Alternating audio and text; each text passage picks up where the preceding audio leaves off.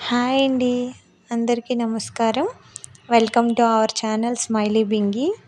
అందరూ బాగున్నారా?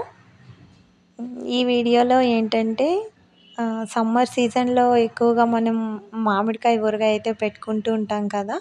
అయితే మేమేంటంటే మామిడికాయలైతే ఈసారి పెట్టట్లేదు. ఈ అంటు మామిడికాయలతోటి ఊరగాయ పెట్టామన్నమాట.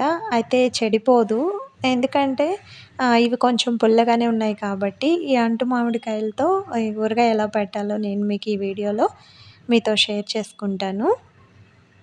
సో, ఫస్టయితే ఏమి ఒక ఇట్లా కొన్ని అంటు మామిడికాయలనైతే తీసుకున్నాను. ఇవి కూడా చాలా బాగా ముదిరిన కాయలనమాట. చెట్టు పైనుంచే కోసినవి.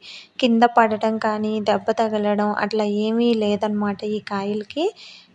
చెట్టు పైనుంచి కోసుకొనొచ్చి ఇట్లా నీట్‌గా వాష్ చేసుకున్న తర్వాత ఒక డ్రై క్లాత్ తీసుకొని అవి కూడా నీట్‌గా తుడిచేసుకోవాలి.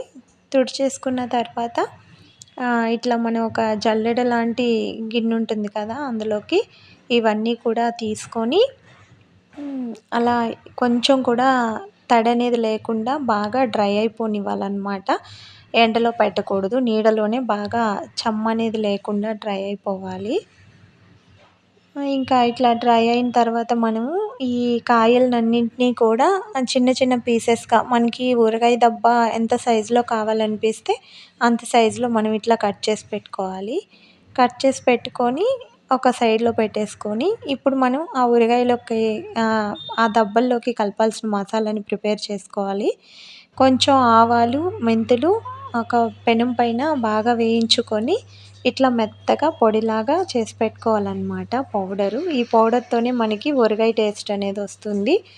అలాగే ఇప్పుడు మనం దబ్బలు కట్ చేసి పెట్టుకున్నాం కదా! ఇవన్నీ కూడా కొలతలు చేసుకోవాలన్నమాట.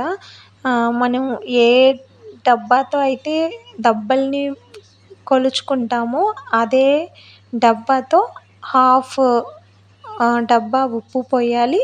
అలాగే కారం కూడా దానికంటే ఒక 200 గ్రామ్స్ వేయాలన్నమాట. అంటే ఒక కేజీ దబ్బలకి ఒక 250 గ్రామ్స్ సాల్ట్ వేయాలి. 200 గ్రామ్స్ కారం వేయాలి. వేసి బాగా మిక్స్ చేసి పెట్టేసుకోవాలన్నమాట ఒక సైడ్‌లో.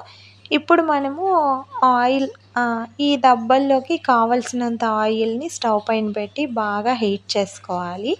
హీట్ చేసుకున్న తర్వాత ఇందులోకి స్టవ్ ఆఫ్ చేసేసుకొని కరివేపాకు రెమ్మలు, ఎండుమిరపకాయలు, అలాగే పొట్టు తీసి పెట్టుకున్న తెల్లగడ్డలు, అలాగే ఆవాలు, కొంచెం పచ్చిశనగపప్పు కూడా ఆయిల్ అంతా కొంచెం చల్లారాక అందులోకి వేసేయాలన్నమాట.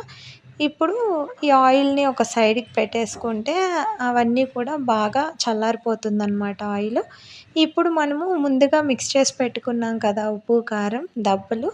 ఆ దబ్బల్లోకి ఈ ఈ ఆయిల్‌ని కూడా అందులోకి వేసేసి బాగా మిక్స్ చేయాలన్నమాట.